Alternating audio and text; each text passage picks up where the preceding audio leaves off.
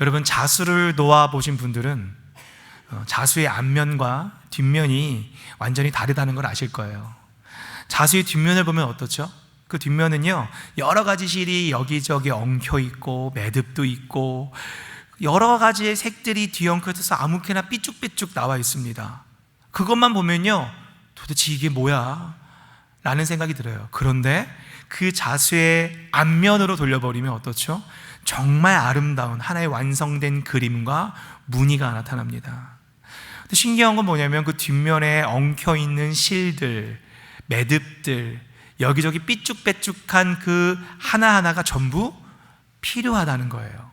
잘라내야 할 것 같은 매듭도, 삐져나온 실들도 사실은 앞면의 그림을 위해서는 반드시 필요한 것들임을 우리는 알 수 있습니다. 여러분, 우리 인생이요, 이와 비슷한 것 같아요. 우리는 지금 인생이라고 하는 자수의 뒷면을 보며 살아가는 것 같습니다. 그러다 보니까 우리 인생 가운데 왜 매듭이 여기 있어야 하는지, 왜 이렇게 실이 엉켜 있는 것 같은지 이해되지 않을 때가 있어요. 그런데 성경은 우리가 지금 보고 있는 게 전부가 아니라고 말합니다. 하나님은 우리가 보지 못하는 그 앞면에서 지금 이 순간에도 하나의 작품을 완성해 가고 계시다는 거죠. 그래서 성경은 우리가 인생의 한 장면만 보고 판단하지 말라고 말하고요, 하나님은 우리가 보지 못하는 더 큰 이야기 속에서 우리의 삶을 인도하고 계신다고 계속해서 말하고 있습니다. 그래서 오늘 본문은 그런 하나님의 큰 그림을 보여주는 이야기 중에 하나입니다. 창세기는 야곱이 그의 가족을 데리고 기근을 피해서 요셉이 있는 애굽으로 내려가는 이야기로 마무리가 됩니다. 그리고 곧 이어서 등장하는 출애굽기는 곧바로 그 야곱의 후손들이 애굽에서 고난받고 억압받고 학대받는 이야기로 시작하죠. 출애굽기 1장 1절은 이렇게 시작합니다. 우리 다 같이 읽겠습니다. 시작.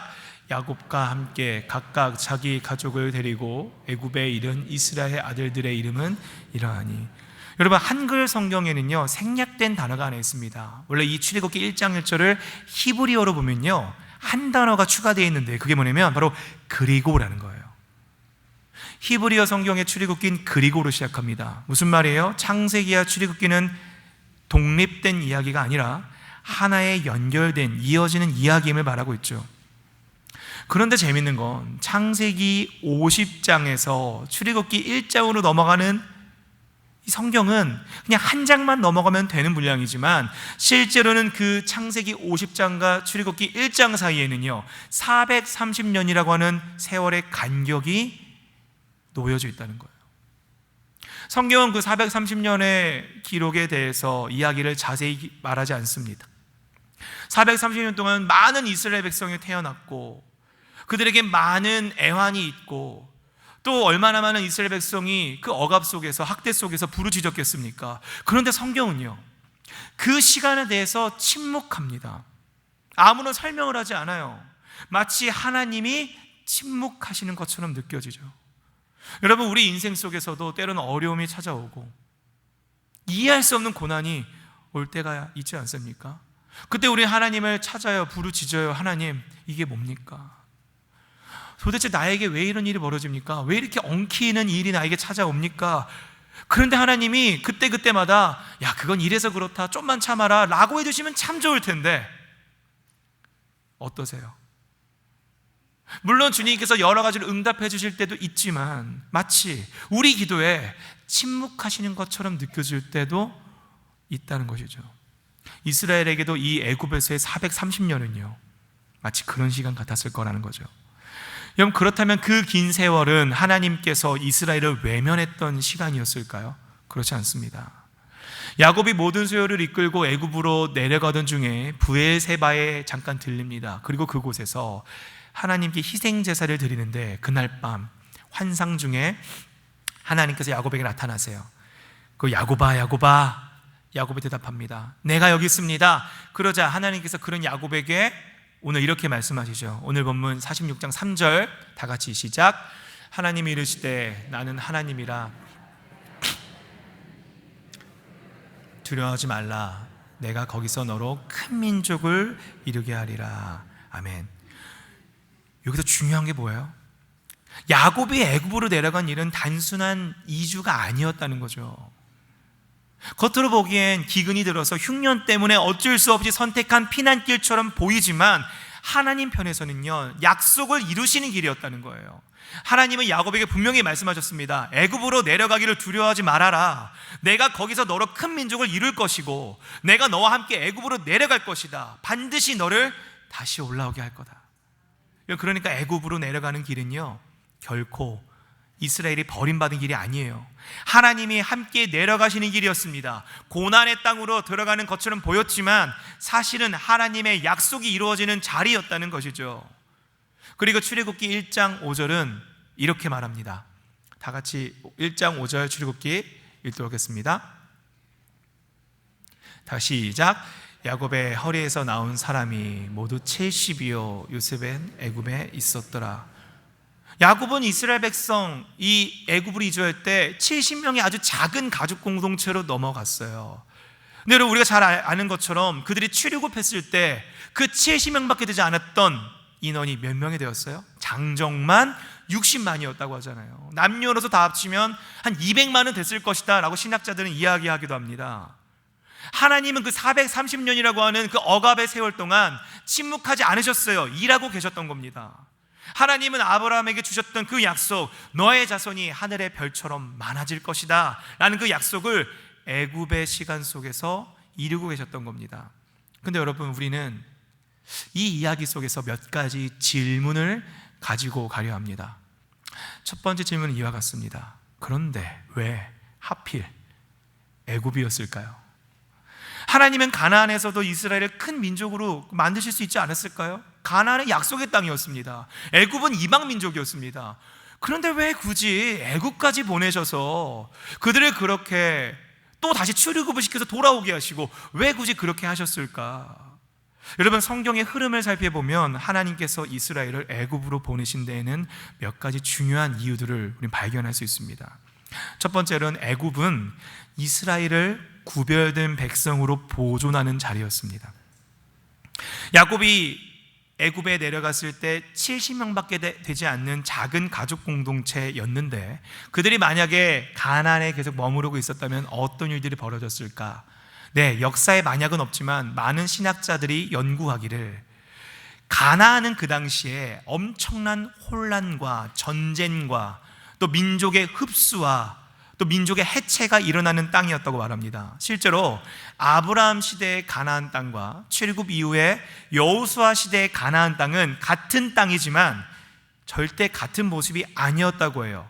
수백 년의 시간 동안 수많은 전쟁, 민족 이동, 흡수와 재편이 있었다고 합니다.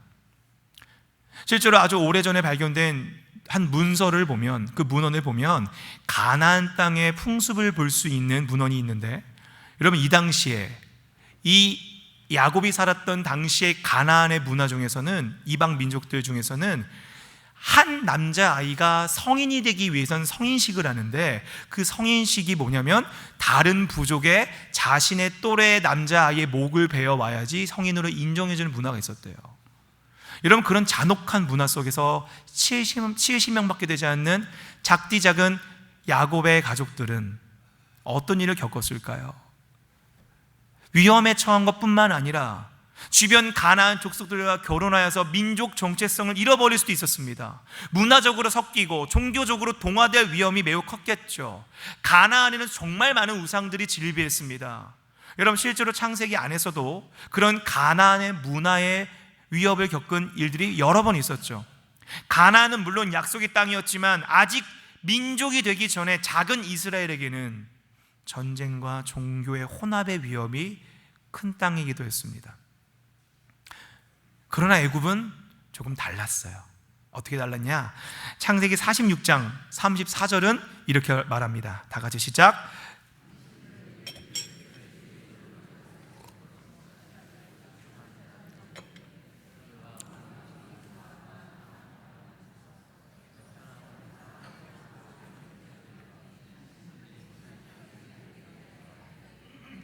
아멘.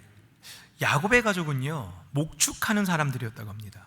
근데 그들이 이제 목축하는 그 직업을 가지고 애굽으로 갔는데 이 애굽 사람들이 그 목축하는 직업을 되게 천하게 여긴 거예요.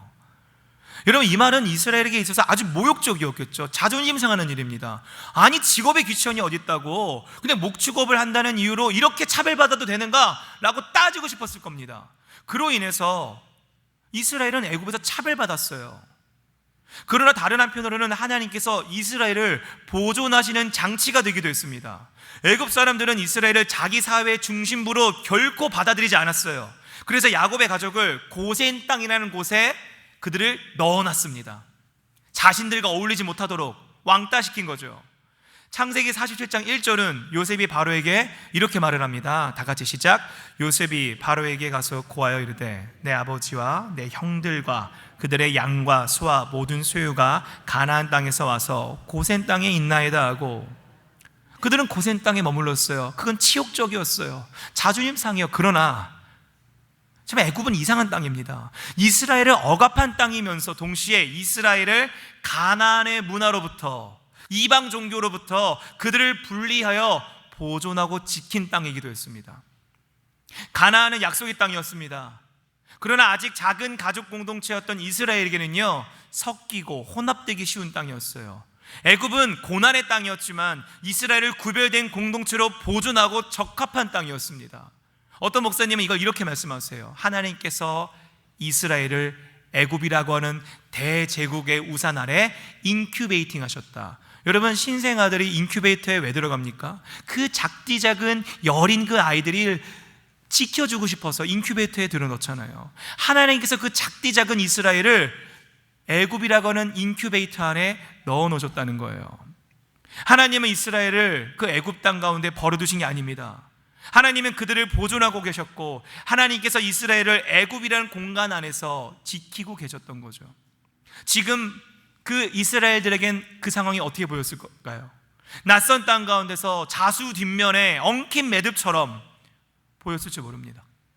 그러나 그 앞면에서는 이스라엘을 구별된 백성으로 지키시려고 하는 정교한 무늬를 짜 내려가고 계시는 하나님의 일하심이 동시에 있었다는 거죠. 우리는 여기서 또 다른 질문이 생기게 돼요. 좋습니다, 목사님.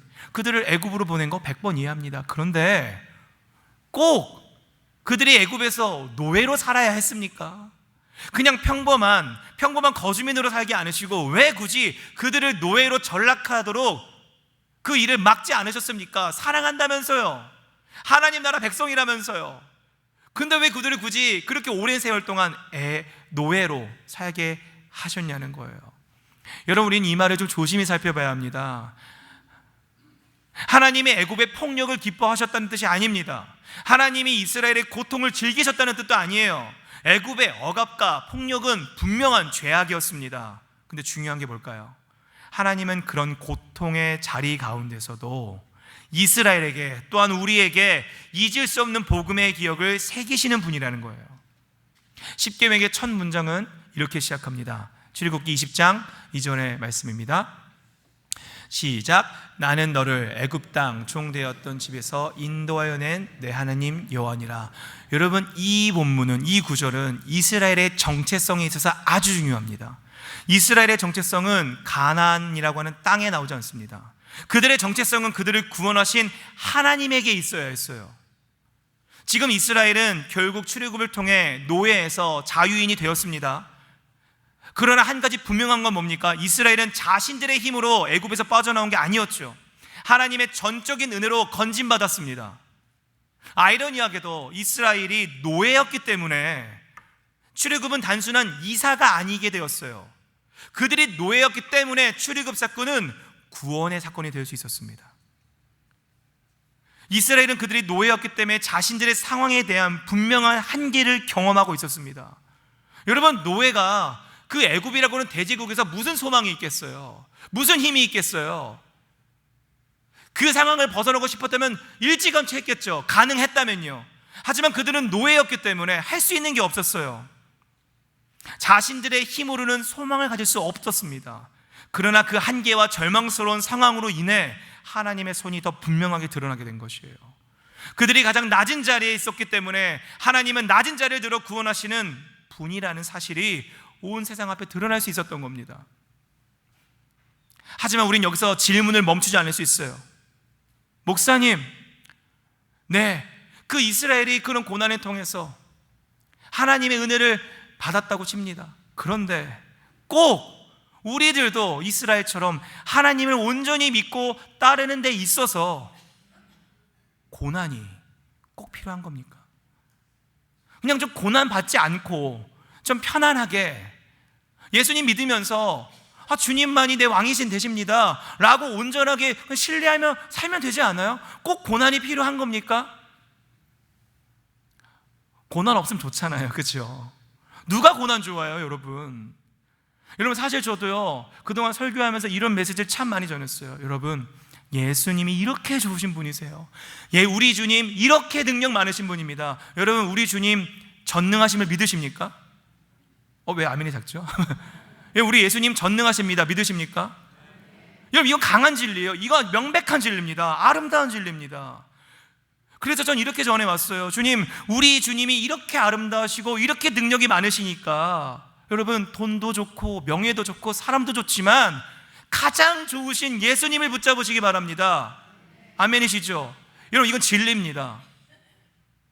그런데 여기에는요 아주 작은 함정이 좀 성겨져 있어요. 여러분, 우리 스스로에게 한번 정직하게 물어보면 좋겠습니다. 여러분, 하나님이 좋은 거 아시죠?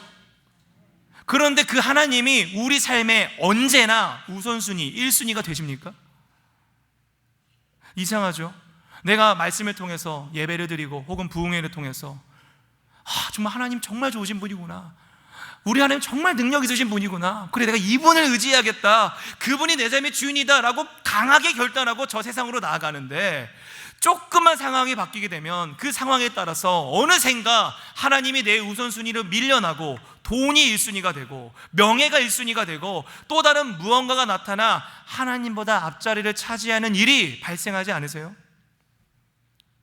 이건 지금 저에게도 하는 말입니다. 오랫동안 고민했어요. 아니, 난 목사로서 이규원 목사가 하나님을 그렇게 믿고 따른다고 그렇게 설교하고 그렇게 기도했는데 왜 이토록 나는 주님이 제일 좋은 거를 내가 머리로 아는데 어느샌가 주님이 아닌 다른 걸 붙잡고 있는가? 왜 그럴까요? 더 좋은 것이라고 하는 기준으로 하나님을 선택하는 한은요, 그 선택은 언제나 순위의 문제로 남기 때문입니다. 지금은 당장 하나님이 1순위일 수 있어요. 그런데 조금이라도 우리 기준으로 더 좋아 보이는 무언가가 나타나는 것처럼 보이면 우리는 얼마든지 그 순위를 바꿀 수 있는 존재임을 명심해야 됩니다. 여러 대안들 중에 그 중에 하나님을 최고의 대안으로 삼는 것, 네, 여러분, 이것 또한 매우 귀한 결단입니다. 하나님, 돈도 좋습니다, 명예도 좋습니다. 그러나 그 모든 것들보다 하나님을 내 삶의 가장 마지막 대안으로 삼겠습니다, 주님이 내 삶의 우선입니다 라고 하는 고백은요 너무 귀한 결단이에요. 그러나 우리의 연약함으로 인하여서 그 결단은 너무나 자주 흔들리곤 한다는 거죠. 그래서 하나님을 우리 삶의 최애로 가장 좋으신 분으로만 섬기는 것은요 너무나 자주 흔들리곤 해요. 그런데 여러분, 고난은 달라요. 고난은 순위를 다투지 않아요. 고난은 우리들의 모든 다른 대안들을 조용하게 그리고 철저하게 걷어내버립니다. 네, 물론 하나님이 그 고난 자체를 기뻐하셔서 우리에게 허락하시는 게 아닙니다. 그러나 하나님은요 그 아픈 자리를 통해서 우리 자신조차 몰랐던 흔들리는 우선순위를 깨트려 버리시고 하나님만이 유일한 소망이시요 유일한 대안이심을 우리에게 알려주시고자 하는 거죠. 하나님만이 우리의 유일한 소망 되신다, 이것을 깨닫는 삶을 성경은 복된 삶이라고 말합니다. 순위의 경쟁에서 벗어나 흔들리지 않는 단 하나의 소망을 붙드는 삶이요. 여러분, 이스라엘이 이걸 배우기 위해서는요 반드시 필요한 조건이 있었어요. 그들에게 다른 대안이 있으면 안 됐습니다. 여러분, 생각해 보십시오. 이스라엘이 만약에 노예 신분이 아니라 그냥 평범한 거주민이고 중산층이었다면, 어쩌면 그들이 조금만 노력하면, 마음먹으면 얼마든지 그들은 빠져나올 수 있었다고 생각한다면, 그들이 나중에 출애굽했을 때에 그 출애굽의 사실을 정말 온전히 하나님이 하셨다라고 고백할 수 있었을까요? 하나님이 우리의 유일한 대안이고 유일한 소망이라고 고백할 수 있었을까요? 그러지 못했을 겁니다. 왜요? 언제나 자기 힘으로, 자기의 지혜로, 경험으로 돌아올 수 있었다고 생각하니까요. 그러나 노예는 스스로 구원할 수 없습니다. 바로 철저한 자신의 한계를 마주한 그 자리에서만 이스라엘은 주님만이 내 소망 되십니다라는 고백을 할 수 있었던 거예요. 저는 24년 2월에 호주에 가게 되었습니다. 정말 감사하게도 너무 좋은 목사님과 또 성도들을 만나서 사랑받으면서 지금까지 목회하고 있습니다. 그리고 그곳에서도 하나님께서 참 많은 열매들을 보여주시곤 했어요. 그런데 그 호주라는 곳은 동시에 제가 얼마나 연약한 존재인지를 아주 깊이 깨닫게 한 자리이기도 했습니다. 여러분, 나름 저도 이제 사역의 연차가 쌓이고 한국에서 사역할 때 어쩌다 보니 가는 곳마다 참 사랑받고 또 사역의 열매를 경험하고 부흥과 성장을 맛보면서 많은 사람들에게 인정과 사랑을 받으며 참 그렇게 사역하다가 호주를 가게 되었어요. 그 나름 제 안에 사역에 대한 프라이드가 있었다고요. 그래, 주님이 날 부르셨어. 거기서 또 일하시겠지. 그래서 이런 기도했습니다. 하나님, 좋은 목사 되게 해주세요. 간절하게 기도했습니다. 여러분, 제가 기대하는 좋은 목사로 하나님이 저를 성장시키시는 것은 뭐였을까요? 그래, 그 낯선 땅 호주에 가서 낯선 언어와 또 많은 문화와 많은 걸 경험케 하시면서 나를 더욱더 무럭무럭 자라게 하시면 좋겠다라는 기대를 가지고 갔어요. 근데 여러분, 그곳에서 제가 철저하게 마주한 건 뭐였냐면 바로 저의 한계와 저의 연약함이었습니다. 나름대로 전 사역에 대한 경험이 있다고 자부했던 것 같아요. 근데 그곳에서 크나큰 벽을 경험합니다. 여러분, 호주에 있는 한인교회에는 물론 한국 사람들이 이제 모여서 예배드리지만 많은 부류들이 있어요. 한국인으로 오래 사신 분도 계시지만 그곳에는 저를 두렵고 떨게 만드는 부류도 있었습니다. 바로 누구냐? 호주에서 태어나 자란, 하지만 한국인 부모님 때문에 억지로 교회를 따라 나오는 이민 2세대, 흔히 말하는 교포 청소년 청년들이었어요. 여러분, 그들은 쉽게 말해서 겉모습은 한국인이지만 알맹이는요 그냥 호주 사람인 거예요. 한국말도 잘 못해요. 그런 그들에게 제가 이제 나가서 사역을 하는데 와, 어렵더라고요. 쉽지 않더라고요. 마음의 문을 열기는커녕 제가 그곳에 가서도 설교를 한국어로 했을까요? 영어로 했을까요? 당연히 한국어로 했죠, 여러분. 저 영어를 그렇게 잘 못합니다. 영어를 제가 막 준비해서 간 게 아니었단 말이에요. 제가 이렇게 한국어로 막 설교를 하면요, 여기 계신 우리 큰 믿음 유진교회 성도님들처럼 막 눈을 말똥말똥 뜨고 이렇게 들으시는 분들은 또 있어요. 근데 우리 교포 친구들은요, 저게 뭔 소리야 이러면서 이해가 안 되니까요. 고개를 갸우뚱하면서 어떤 친구는 졸기도 하고, 왜 안 들리니까요. 이해가 됩니다. 내가 만약에 저 앞에서 누가 영어로 설교하고 있다면 비슷한 심정이었을 것 같아요. 그런 상황 속에서 언어가 다르고 문화가 다르고 완전히 다른 그런 많은 다름의 상황 속에서 제가 한국에서 나름 먹혔던 방법이 안 되는 거예요. 한국에선 됐는데, 한국에서 이러면 됐는데 거기는요 안 되는 거예요. 야, 이게 뭐지? 당황스러웠습니다. 주눅 드는 거예요. 그 친구들이 영어로 막 이야기하고 있어요. 나름대로 친해지려고 갑니다. 그리고요, 제가 안 되는 영어로요 좀 친해져 보려고요 영어로 인사도 해요. Hi guys, how's it going? 인사해요. 그럼 그 친구들은요 갑자기 영어로 지네끼리 떠들다가 말을 멈춰요. 그리고 갑자기 저를 이제 배려하는 마음으로 안 되는 한국말로 안녕하세요 라고 그래요. 그대로 이제 영어의 스몰 토크는 끝이죠. 뿐만 아닙니다. 한국에 있을 때는요, 제가 힘들 때마다 참 의지했던 것들이 참 많았어요. 대표적으로 한국에는요, 바로 옆에 저희 선배님 되시고 저보다 목회 경력이 훨씬 많으신 아버지가 계셨어요. 그때마다 찾아가서 이것저것 여쭤보고 의지하고 도움받고, 너무 쉽게도 심지어 제 주변에 목회자, 동료, 동역자, 선후배들이 있었습니다. 그런데 그 낯선 땅에서는요, 호주 땅에서는 제가 의지했던 것들이, 너무나 쉽게 의지해오던 것들이 하나씩 힘을 잃기 시작했었어요. 게다가 저는 그곳에서 자랑스러운 한국인이잖아요. 여러분, 여기서는 자랑스러운 한국인이지만 거기서는 뭘까요? 그냥 외국인 노동자예요. 거기서는 외국인 노동자로서 언제 없어질지 모르는 불안한 비자의 상태를 가지고 문화와 언어의 벽을 경험하며 결국 제가 뭘 깨닫게 되었냐면, 아무리 노력해도 내 힘으로 해결할 수 없는 것이 너무나 많다는 것이에요. 그때 비로소 제 안을 보게 되었습니다. 저는 한국에서 이런 고백을 많이 했어요. 하나님이 하셨습니다. 근데 진심이었어요. 근데 여기에는요, 약간 사적인 마음이 섞여 있었어요. 무슨 마음이냐? 하나님, 제가 진짜 열심히 했거든요. 제가 진짜 열심히 했고요. 저 이거 이렇게 노력했고요. 했는데 그래도 제가 했다고 하면 좀 교만하니까 겸손한 마음으로 이거 주님이 하셨습니다. 저의 노력과 경험이 내세웠었어요.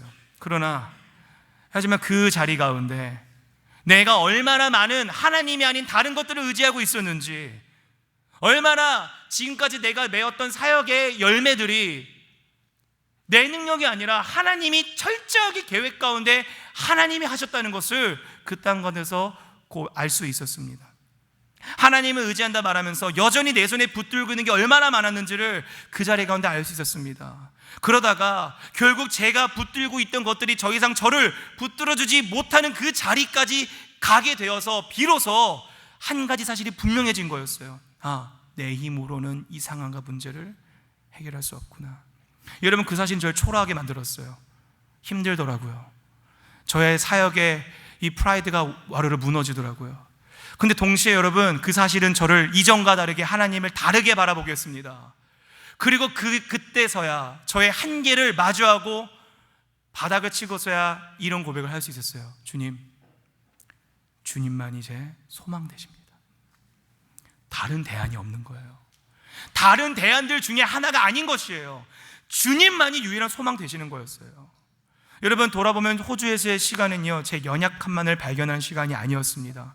제가 그동안 무엇을 하나님이 아닌 다른 것을 의지하며 살았는지를 발견하는 시간이었고, 제가 붙들고 있다고 생각했던 하나님이 사실은 하나님이 나를 붙들고 있었다는 것을 알아가는 시간이었어요. 여러분, 하나님이 우리 삶 가운데 여러 좋은 선택지 중에 하나로 남아있는 한 우리는 언제든 그보다 더 좋은 선택처럼 보이는 것이 나타나면 우리는 우리들의 마음이 움직일 수 있다는 것을 명심해야 될 줄 믿습니다. 그래서 때로는 하나님이 우리에게 우리가 붙들고 있는 그것들의 한계를 보게 하세요. 그것들이 소망이 없음을 보게 하세요. 우리는 그것 때문에 아픕니다. 왜? 우리가 의지했던 것들이 무너지니까요. 우리가 의지했던 것들이 결국은 우리를 구원할 수 없다는 사실을 깨닫게 하시는 거예요. 그리고 바로 그 자리에서 우리에게 다시 물으십니다. 너의 소망은 무엇이냐? 여러분, 여러분의 소망은 무엇입니까? 하나님 우리를 사랑하세요. 우리를 사랑하시기 때문에 내 사랑하는 자녀가 헛된 것을, 금방 사라질 것들을 붙잡길 원하지 않으시는 거죠. 여기 계신 분들 대부분 부모님이실 텐데요. 여러분, 여러분의 자녀에게도 똑같은 마음 아니실까요? 여러분의 자녀가 자꾸 달라는 거, 갖고 싶다는 거, 붙잡고 있는 게 헛되고 딱 봐도 이건 금방 사라질 것들이고 전혀 이 사람의 진정한 만족을 주지 못한 공허함으로 이어지는 것인 게 너무 뻔한 것을 붙잡고 있고 놓지 않으려고 했을 때 여러분, 부모의 마음으로 어떻게 하시겠어요? 사랑하니까 그만두실 겁니까? 그래, 사랑하니까 그거 붙잡고 있어라. 아니요, 사랑한다면 그걸 놓게 하는 거예요.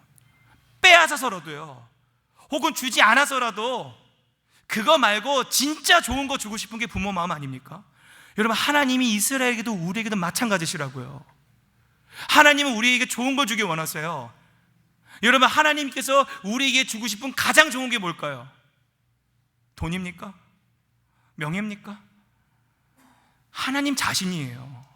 그래서 하나님은 우리가 다른 거 말고 하나님 붙잡길 바라시는 거예요. 그런데 우리가 허튼 데 눈 팔고 다른 거 붙잡고 있을 때 우리를 사랑하시기에 내버려 두지 않으시고 때로는 그것을 빼앗기도 하시는 거예요.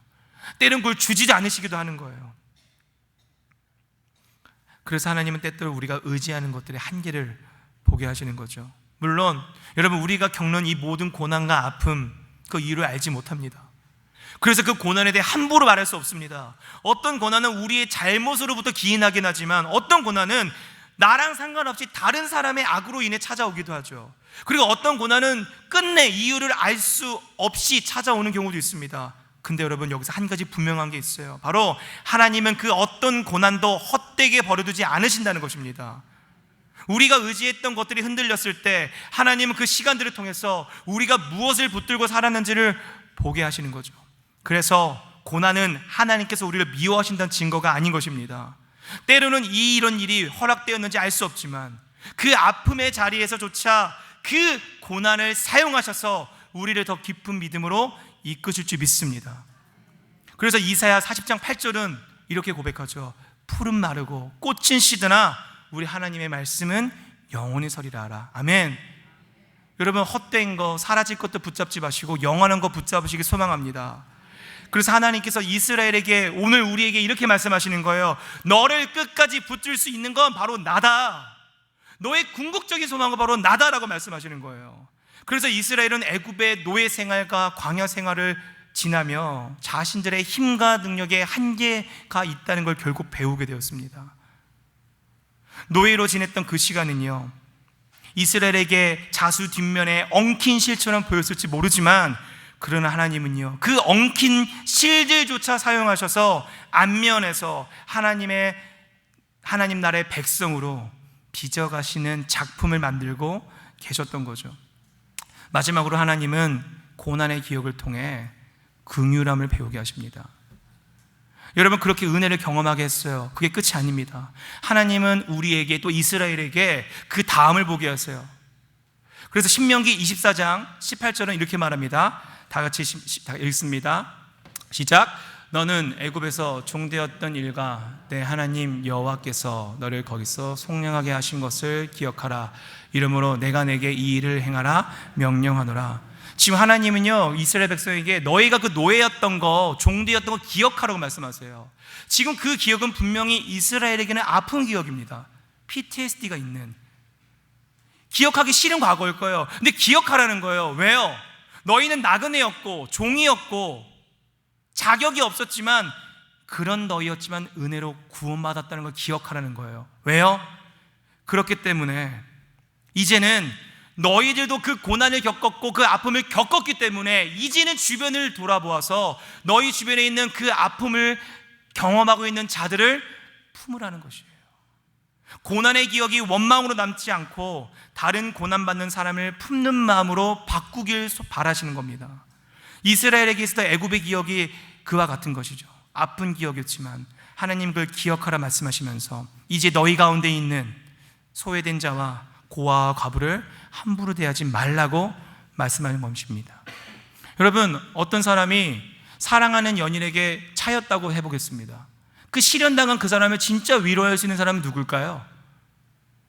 똑같이 누군가에게 실현당해 본 사람이 위로할 수 있어요. 그럼 그렇지 않아요? 한 번도 연애해보지 않은 모태솔로가 찾아와가지고 괜찮아, 세상에 여자 많아, 이게 위로가 되냐고요. 여러분, 네가 뭘 알아 그러겠죠. 하지만 와서 야, 나도 얼마 전에 차였어, 위로되잖아요. 그 상처를 겪어본 사람이 그 사람의 상처를 이해할 수 있는 것이에요. 여러분, 이게 바로 기독교인과 비기독교인의 차이인 거죠. 세상에서는요, 예수를 믿지 않는 이들은요, 고난받고 상처받으면 그것이 쓴뿌리가 됩니다. 그것 때문에 원망하게 되고 누군가는 그것 때문에 생을 마감까지 이르게 돼요. 그러나 기독교인은 달라요. 그리스도인은 뭐가 다릅니까? 그 고난이 발판되는 거예요. 그 고난이 기회가 되는 거예요. 그래서 그 고난 때문에 나와 같은 고난을 경험하는 누군가를 사랑하고 긍휼로 여길 수 있는 힘을 얻게 되는 것입니다. 그게 바로 그리스도인의, 예수 그리스도의 능력일 줄 믿습니다. 고난의 기억이란 자수 뒤의 매듭은요, 앞면에서는요, 다른 사람을 향한 긍휼이라고 하는 무늬로 이어지게 될 줄 믿습니다. 여러분, 성경에서는 시간이라고 하는 개념을 두 가지로 말해요. 하나는 크로노스가 있고 카이로스가 있습니다. 크로노스는요, 그냥 달력처럼 하루 이틀 그냥 흘러가는 시간을 말해요. 카이로스는 깊이로 흐르는 시간이래요. 말이 어렵죠? 이 깊이로 흐르는 시간, 하나님의 시간이 뭘까? 그러다가 우연히 제가 영상에서 한 목사님이 하신 말씀을 듣고 이걸 정확히 이해할 수 있었어요. 그분이 이런 말씀하십니다. 그분께서 어느 날 칠순잔치를 가셨대요.